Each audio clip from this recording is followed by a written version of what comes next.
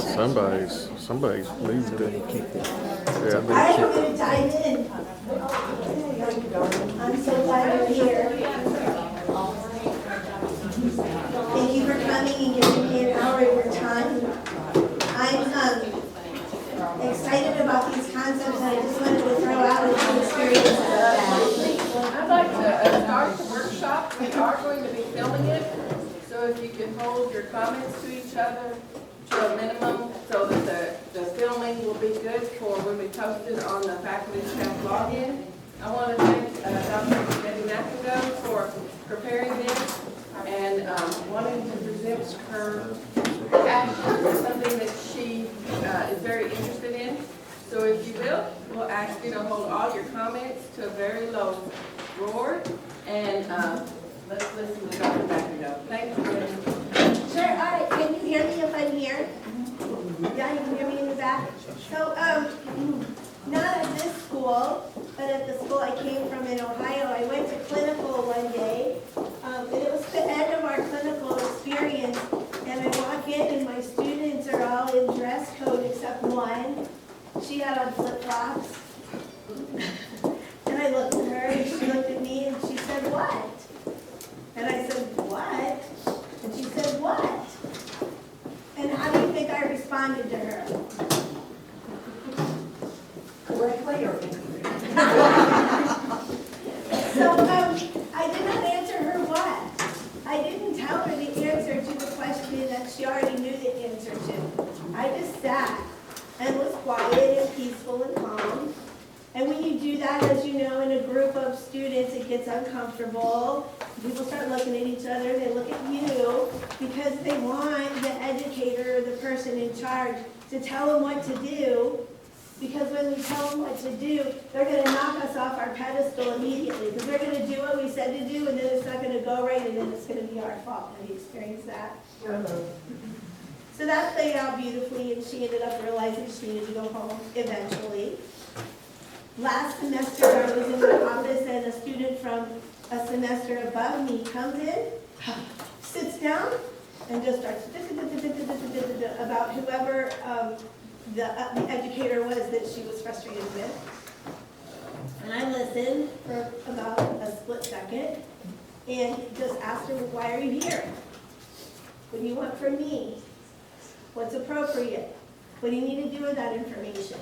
And she got very, very frustrated. She was expecting me to bond with her over her frustration, and I wasn't going to go there. I know that track. Been there, done that before. I wasn't going to do that again. And she left in a huff, and I went across the hall to my peer, and there was another peer in the office, and she had a wallet. I just looked at the wall and banged my head against the wall. And they had overheard the conversation, so they were laughing. Anyway, I'm sure y'all have experienced those kinds of uncomfortable situations where you're just not sure what to do, or you want to react, or you know what you want to say, you don't say, you wish you would have said, and you come out of those times reflecting. So I called this little seminar, Implementing a Tapestry of Accountability and Compassion in Education. And I'll share with you that this handout that I gave you, if you decide to take notes, that won't be until I say now's the time to take notes, because I have this little preamble, so you don't have to follow along quite yet. So we all work in this field of education. There's support staff, there's the business office, the financial office, the people that help us do our job we can't do without Richard and John, the people in the snacks cafe. And everyone here is an educator in my book, because we're all modeling appropriate, responsible behavior and interactions. And so the content here is meant for everybody, not just people that stand behind the podium. It's meant for everybody. So why did I choose the word tapestry? I dove into this a little bit. Tapestry is the weaving together of various colors and art medium.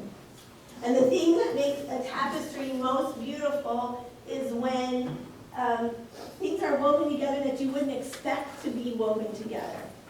Different colors that don't usually go together, or textures that don't usually go together, or there's there's raised or there's flat. A tapestry is most interesting and most beautiful when you don't expect these things to be woven together.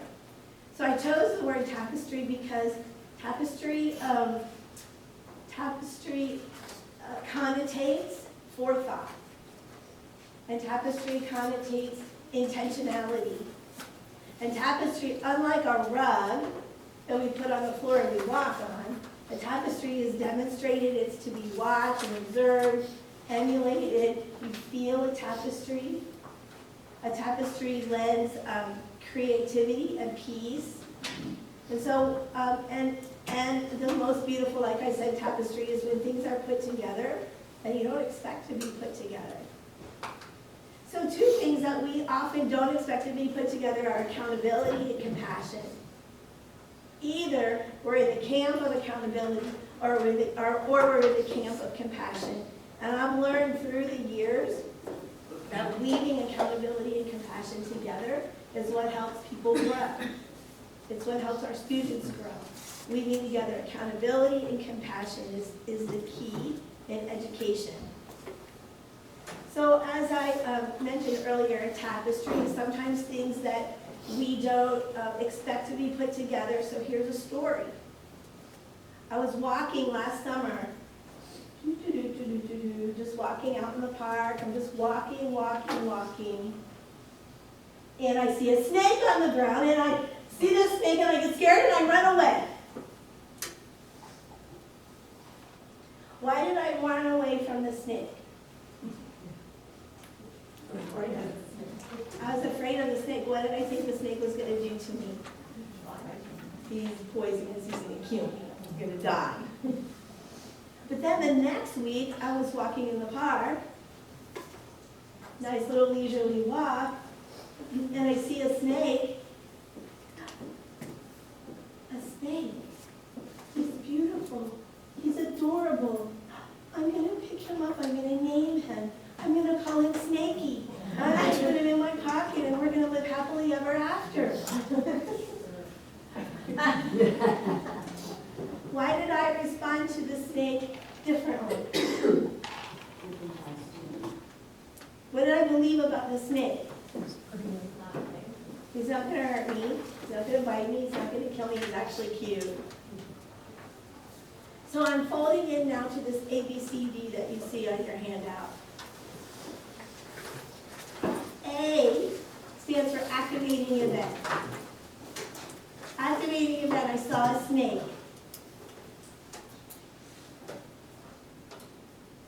Actually, before I go here, let me just back up a minute. When I say the word emotion, so I was scared, or I was happy, I ran, I was terrified, I was in love. When I say the word emotion, what can you think? Feelings? Reaction? This is the interactive part of this. Feelings, reaction, anything else you think of when I say emotion? What words are evoked when I say emotion? So feeling words. So, okay, good job. So I'm going to propose to you that maybe an emotion has 4 parts. And that's this ABCD. So the first part of an emotion in this concept is the activating event. The activating event is, I saw a snake. And either I screamed and ran, or I picked up the snake and proposed, and we live happily ever after. Hi, Sharon. Go ahead and grab a handout, Sharon. Okay, so the reason that I had different reactions, I want you to draw an arrow from A all the way over to C. We're going to skip B. We're going A to C, and then C to D. So I saw a snake, and one time I had consequential feelings. C is consequential feelings. The consequences of seeing the snake were I felt happy, enamored, in love, petrified, scared, I ran away. And then D is decisive action. What did I do? I ran, put her in my pocket. So there's an activating event, and things quickly move to consequential feelings or decisive action. But you all emulated. What led me to my feelings and to my actions was the belief. B is belief. Why did I run or why did I pick up the snake? It was based on what I believed. So this is like a silly example. I have a few more appropriate examples, but this is the one that I think hits home the most, just to introduce the concept, is that an abbreviated emotion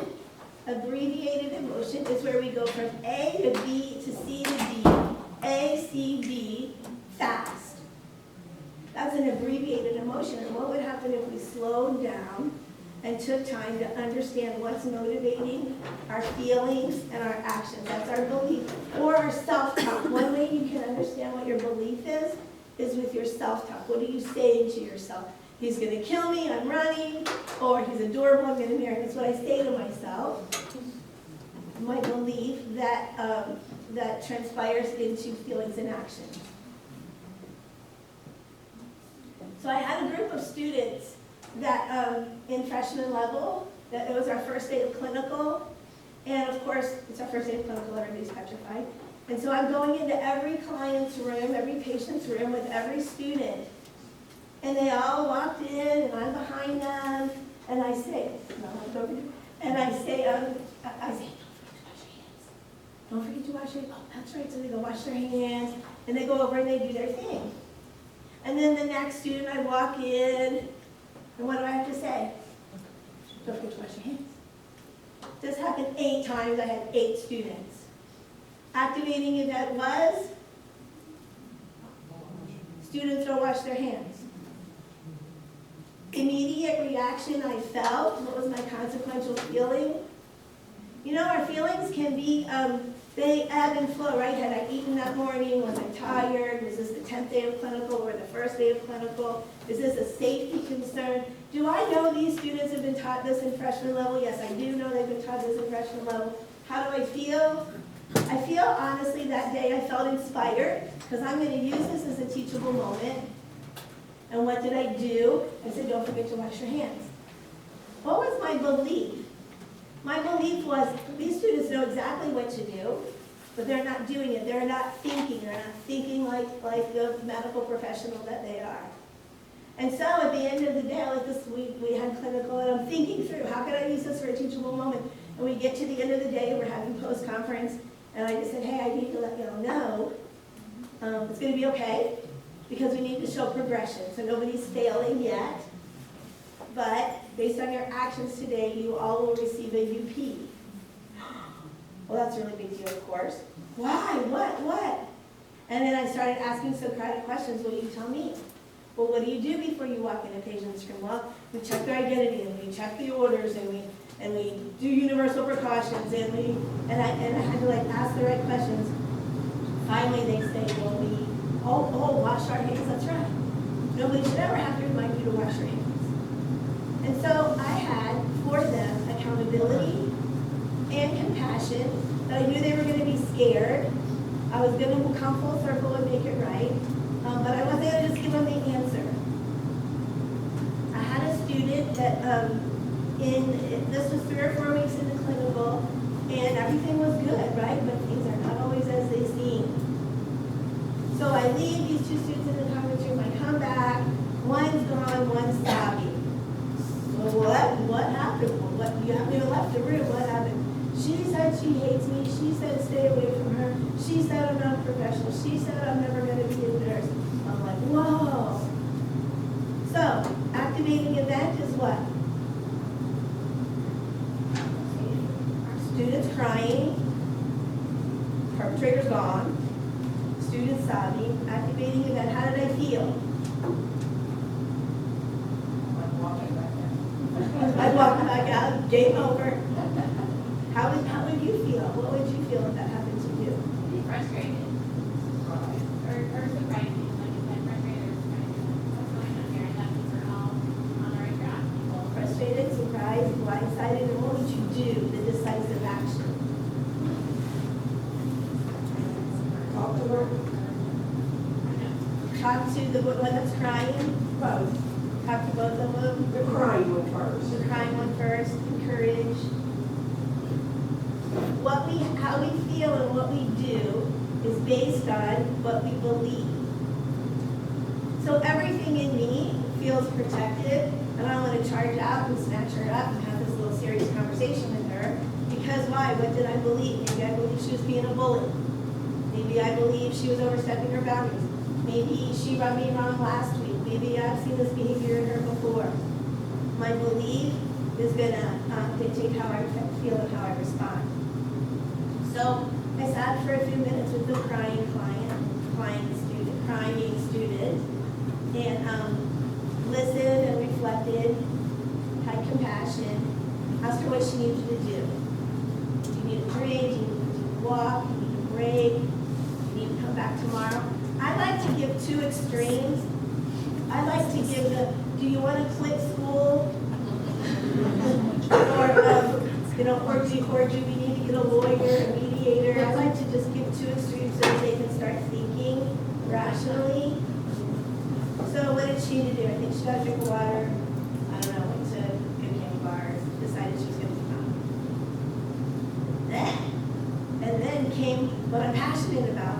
I got to come alongside of a student who was creating a hostile work environment. So I went and found her, took her into this little conference room thing. Hey, what happened? This chica's over here crying, what happened? And she goes on, I just don't like her. I just don't like her. She took my patient, she came to my patient's room, and she always to see experiences, and I wanted to see this procedure, and she took over, but it was my turn to see this procedure, and she just thinks she knows everything. And so I felt myself, and I'm like, oh, and I'm talking to myself, what's my self-talk? So the activating event now is little Miss Know-It-All being little Miss Know-It-All to me, and that wasn't going very well in my spirit and my heart. So I'm realizing I'm slowing down the emotion. Okay, this is the key. We're going to slow down the emotion. The activating event was she thought that she was in charge, and really I was in charge. She thought she was in charge.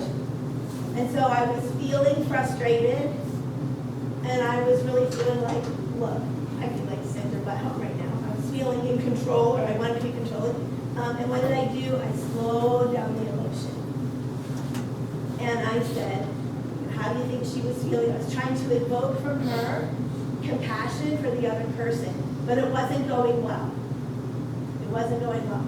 So, activating event, again, new activating event is not going well. She's not coming under my modeling or my teaching. So I said, listen, I'm done with this. This is me, the expert. I'm done with this. You have three choices. You can go home and pay for a makeup. I can put you with another clinical instructor because I'm not going to work with someone who doesn't want to learn under me. Or you can let me come alongside you and teach you what's appropriate. I'll be back. Think about it. I'll be back. And then I left, and I'm sure I went and found Miss Mizell on another floor, and I'm like, because we need each other, right? We need each other to just blow off steam so we can be appropriate for our students. And I went back, and she goes, what she said? She's crying. Mrs. McIndoe, you're a velvet brick, she said. And I thought, I like that. I want to be a velvet brick. I want high accountability, and I want compassion. So if you could just take a minute, I'm not going to ask you to share unless you want to, but when are times when you've been triggered, when there's been an activating event with a student or a peer, and you've been triggered, and you immediately had a reaction, which would be a decisive action, and you immediately, or crappy feeling, hard feelings and decisive action. When you exploded, or let somebody know how you felt, and then you walked out, slammed the door, went to the boss. Can anybody relate to these scenarios? And what would happen if you slow down the emotion down to figure out what people need?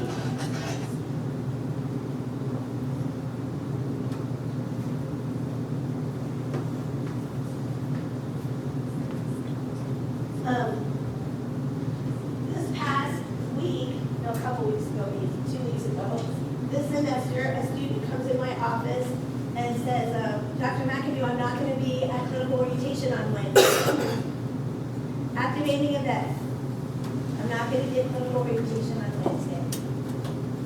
Immediate feeling frustrated. Immediate action. We don't have clinical orientation on Wednesday. That's what I say. We don't have clinical orientation on Wednesday. I'm confused. He goes, well, it says it right here. It says it in the syllabus. We have clinical orientation on Wednesday. Activating event. He's fighting with me. Feeling more frustrated. Decisive action. Really, it does show me. So I decided to ask questions. Instead of telling him what I knew to be true because he wasn't buying it, I'm going to ask questions. I'm going to pull it out of him. I say, really? Well, show me. He goes, well, right here it says we have clinical orientation on Wednesday. And I go, oh, activating event. He's showing me we have clinical orientation. Feeling super duper frustrated, like, oh my gosh, I'm really going to be a nurse. Self-talk was, oh my gosh, I'm going to really be a nurse. So I say, oh, clinical orientation, what course is that for? He goes, well, that's for your course. And I go, really, how do you know that's for my course? Well, it says right here. I go, well, what number is that? Blah, blah, blah, blah. Well, what course is blah, blah, blah, blah? He says, well, I don't know. How do I find that? Activating event. So, the student does not know how to read a syllabus. He's a sophomore one. Doesn't know how to read a syllabus, doesn't know how to find the information. I am frustrated, but also intrigued. By this time, I'm intrigued. And here's the model I want you to write down or think about. I'm intrigued because I realize that if a student can't do it for themselves, I need to do with. And if a student can't do with, I need to do for.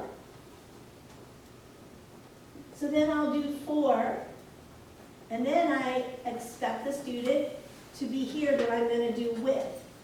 And then I expect that the student is going to be able to be independent. So I'm assessing. My decisive action is I'm assessing where is he coming from. My belief, I decided, was going to be, for some reason, who knows what, but I'm not going to make judgment. He doesn't know how to read the syllabus.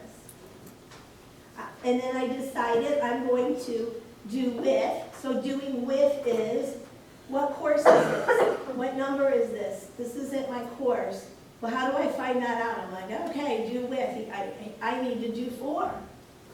Except I didn't. I said, where do you find the numbers for the courses? Well, I don't know. Well, look on the front of the syllabus. Well, where do I look? He's got it in front of him. Okay, look at the top. Do you see anything at the top? I'm just dragging it out of him.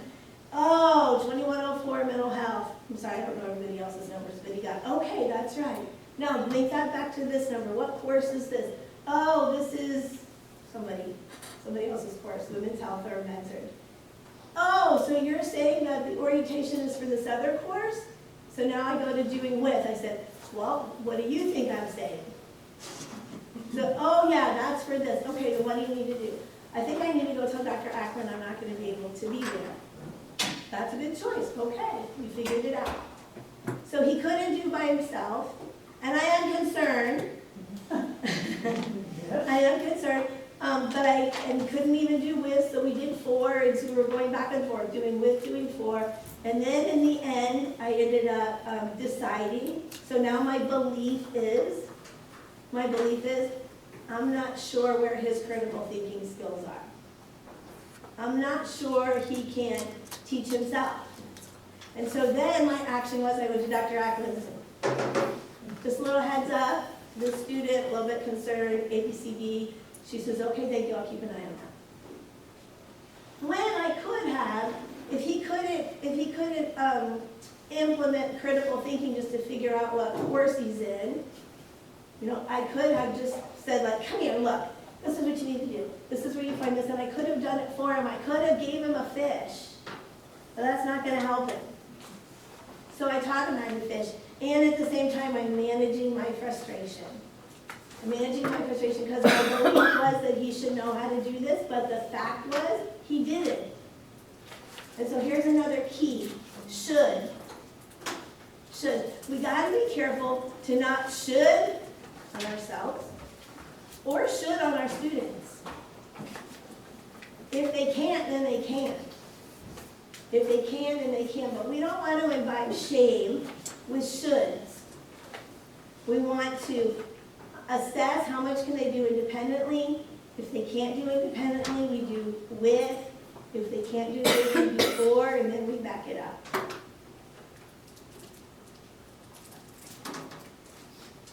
If in the end they can't think critically and they can't do independently, then they end up not making it through the programs here. And that's a good thing. We don't want people to make it through the programs here that are not going to be safe practitioners. But if we're getting frustrated and giving an aura of shoulds and shoulds and shames, then they end up being in conflict with us, and they are not personally accountable. So we'll get to that in a minute. Let me make sure I showed everything else I'm going to tell you.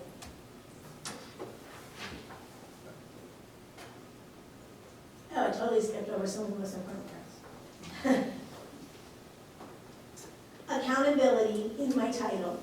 Accountability signifies responsibility. It's the evidence of fulfillment of an obligation and the ability to think rationally about our choices. It's saying, oh, I stepped over the line and this is what I'm going to do different. It's saying I didn't study. We had an exam last week or 2 weeks ago. Some of them did really well, some of them did not. Dr. Jet says she met with each of them, and each of them said, I didn't study. I didn't say, okay, so where's the compassion? Oh, you didn't study. Well, that had to be hard. That had to be hard that you didn't study. What's that like? That's your key question. What's that like? What's that like that you didn't have time to study? And then they share their strengths or weaknesses. And then we know how to refer to Dr. Coleman, or we can do study tips. But we don't want to communicate shame, because when we communicate shame, people aren't personally accountable, they blame us. And then compassion. Compassion is literally sharing in another's sufferings. It's being interested in another person's pain. It's conveying genuine empathy. So the difference in what we tend to think compassion and empathy are, but they're not. We think offering compassion and empathy equals agreement. Compassion and empathy don't equal agreement at all when they're woven together with accountability. And so when we're saying, what's that like, you didn't have time to study, we are giving them an opportunity to be accountable. Instead of looking at us and blaming us, they have to look inside themselves. When we give students the ultimate answer, instead of helping them find the answer, we put ourselves up on the pedestal, and being on that pedestal only lasts a split second, because I know we've all experienced that they knock us right off, right? We're on the pedestal, we came to the rescue, here, let me show you how to find this course, and then the next thing you know, they don't show up at orientation, and they say, well, Dr. McIndoe said, when no, Dr. McIndoe didn't say. And so we want to be careful to not put ourselves on the pedestal, but to elevate the student to find the answers. So I'm moving on now to this matrix, which I love.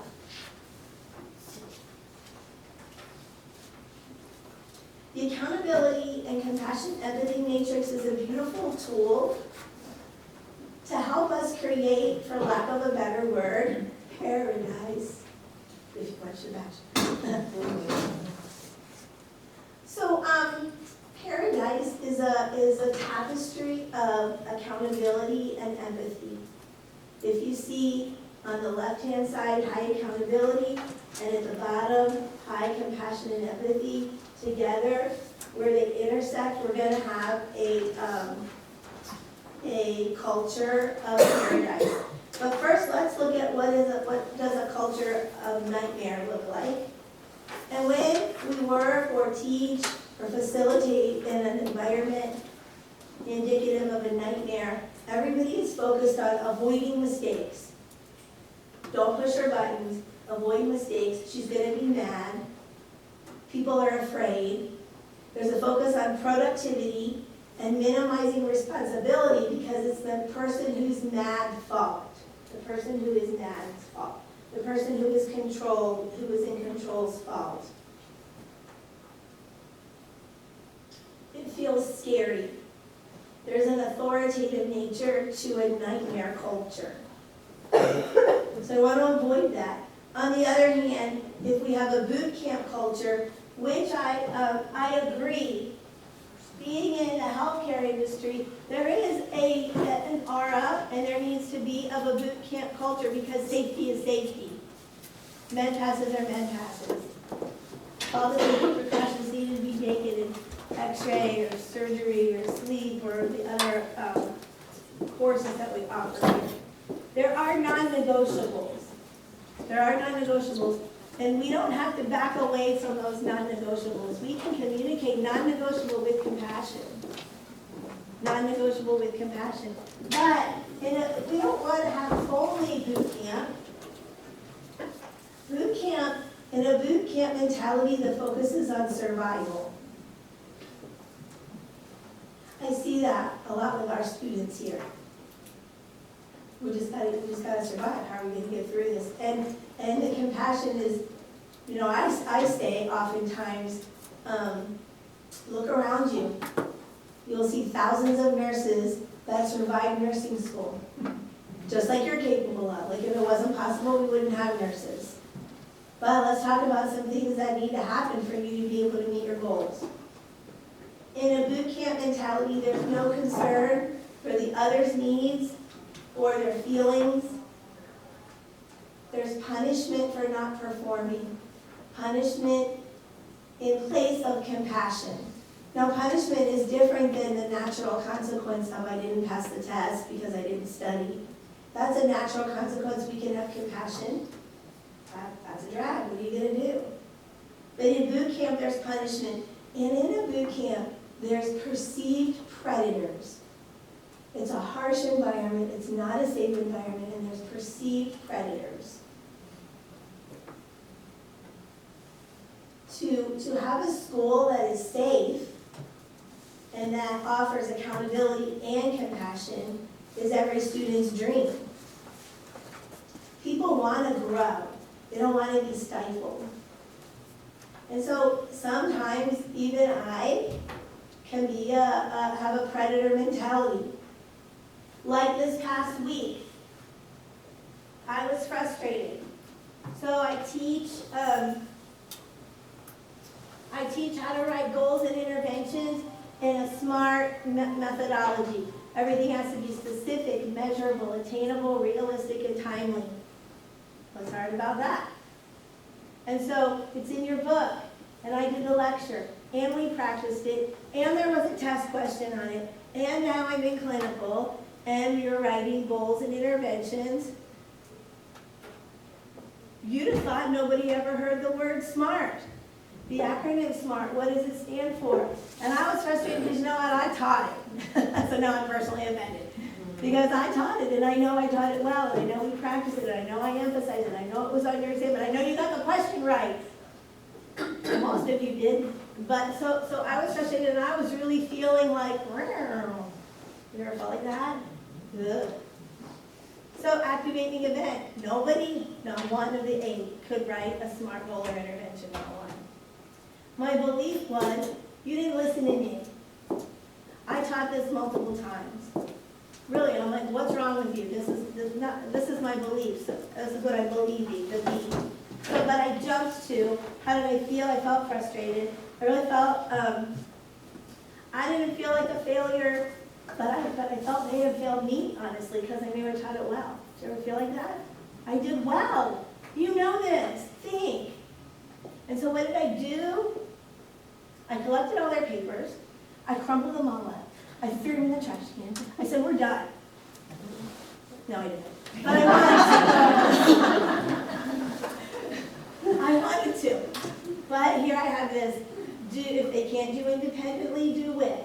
If we can't do with, do for. So I backed it up to do with. Okay, let's back up. I'm teaching this to you again. Okay, SMART. What does SMART stand for? They all knew it.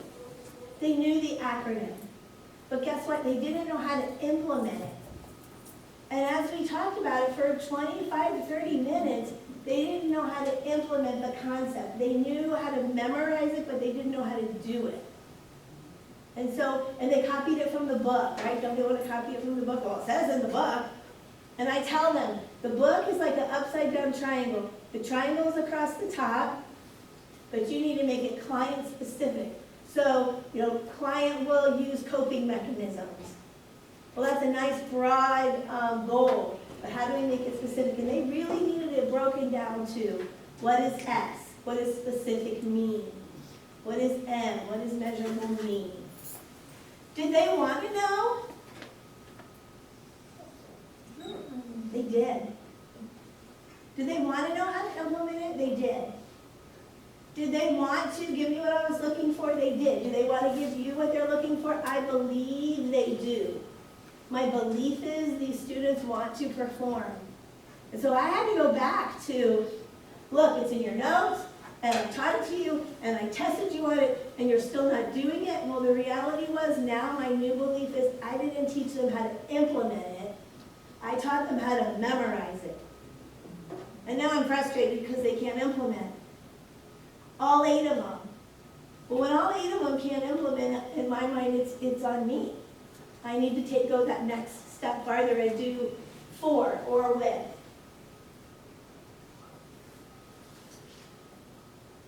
I was only on boot camp. Daycare.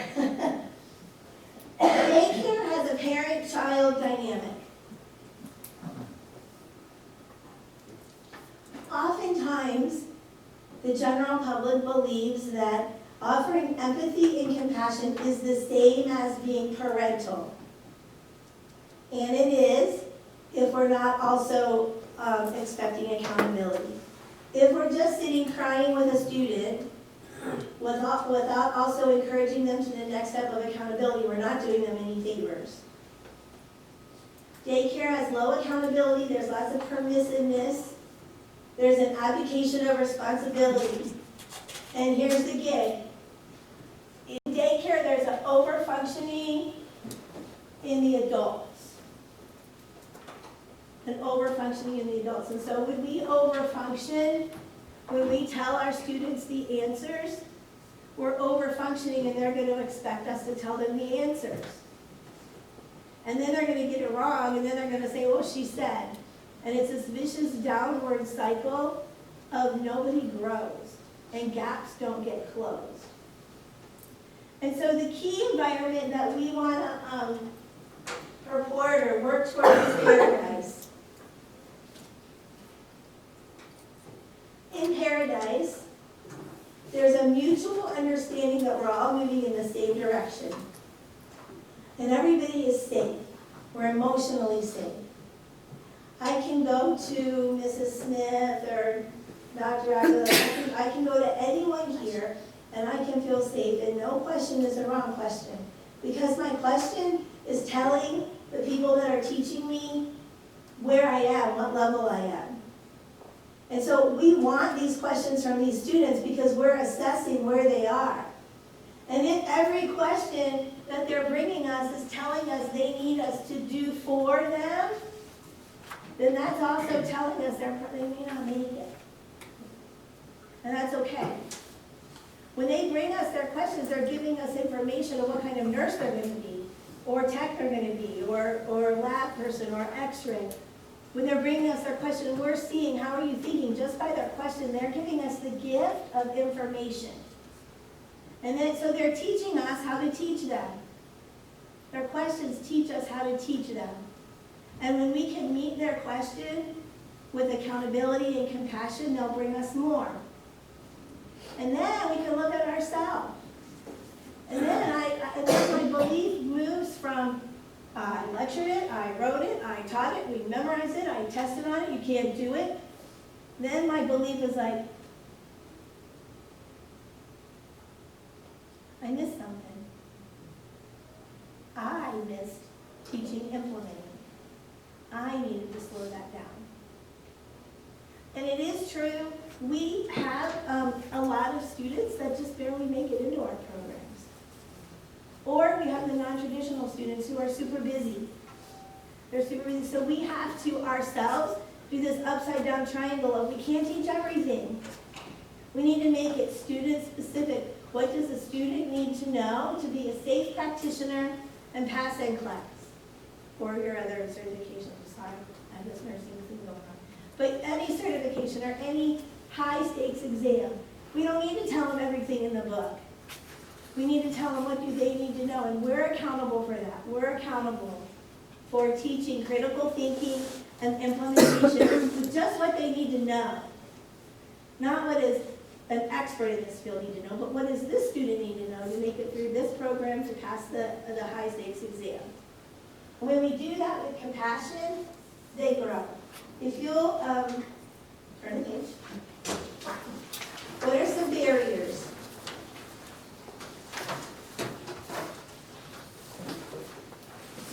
So if I was an artist, I would have drawn, me, the nurse or educator on one side and then the student on the other side. And these are barriers.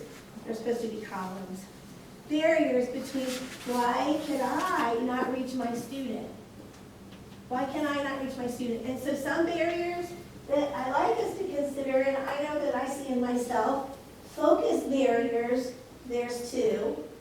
One is we're impatient, and one is we jump to causes and conclusions.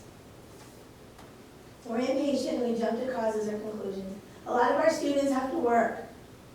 A lot of them work way too many hours to be able to study. A lot of them have to work to be able to put food on the table or keep their car or their apartment. And so for us to say, well, it's easy to say, well, you're just not going to work as many hours. You just can't work as many hours. But if we ask, and then we become the enemy, the person who doesn't understand. Here's a student, here's us.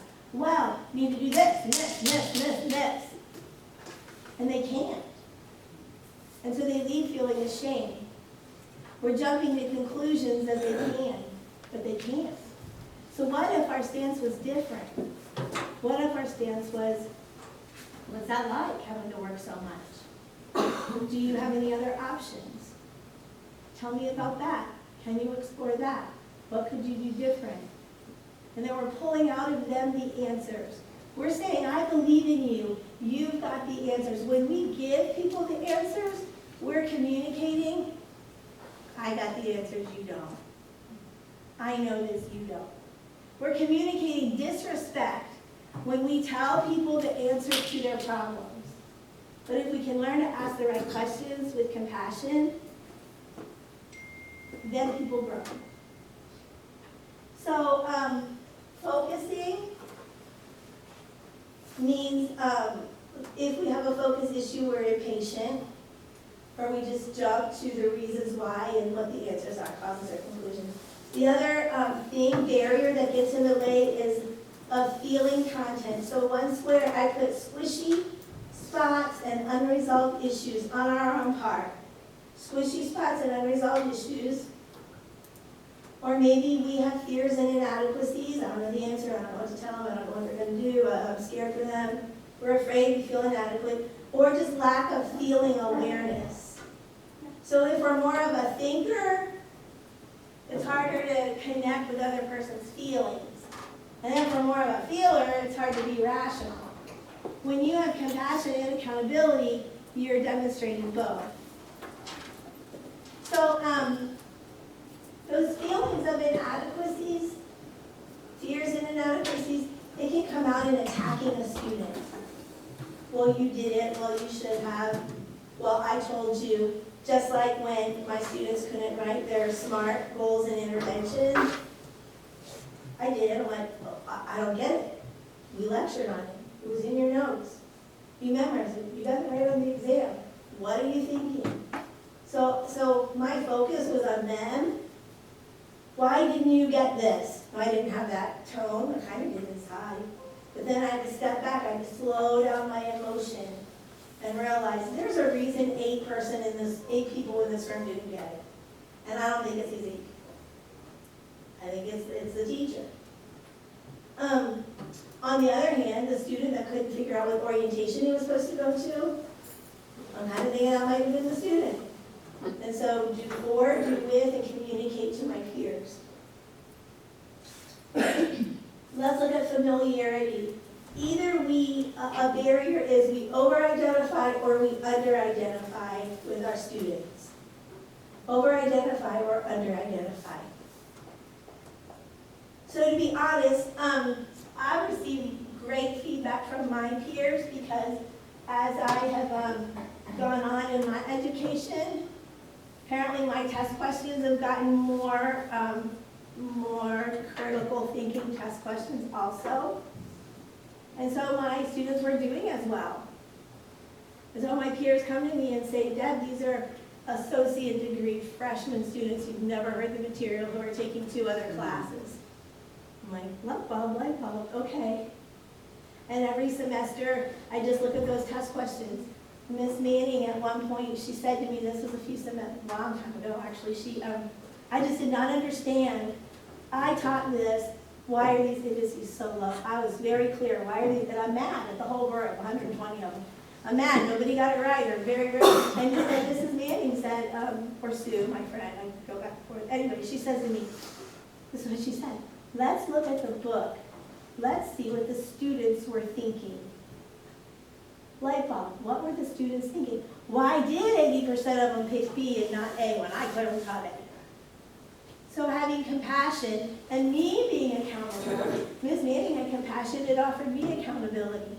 What were the students thinking? I had never thought about assessing student tests like that. I grew then. She asked me a good question. When we ask good questions, people grow.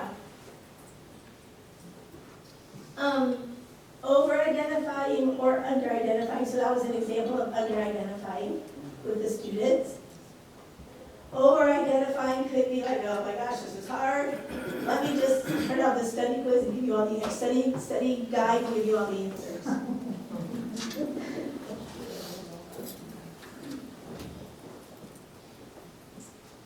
The goal of an educator and of our educational culture here is to close gaps and to facilitate others' education. Not just our students, but we're all learning and growing. We're all learning and growing.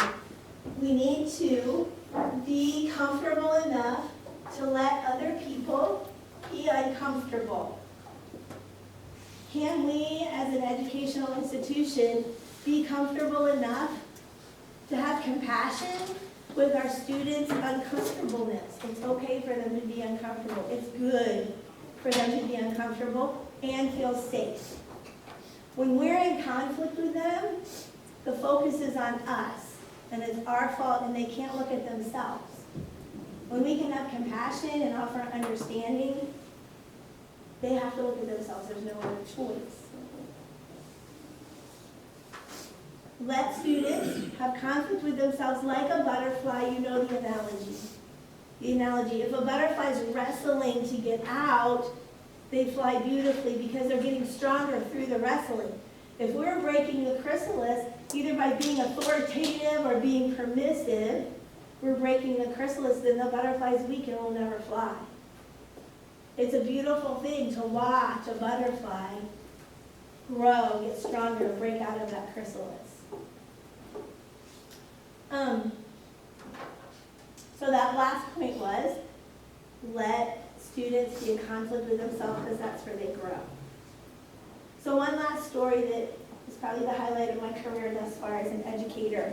I had a student that a few semesters ago that was anxious and couldn't eat when he had to do skills in the hospital and just nervous all the time. And he says it comes to his day to check off a physical assessment, and he doesn't come, calls in sick. So activating event, he calls in sick. Believe. For me, no, not believe. Feelings where I'm frustrated.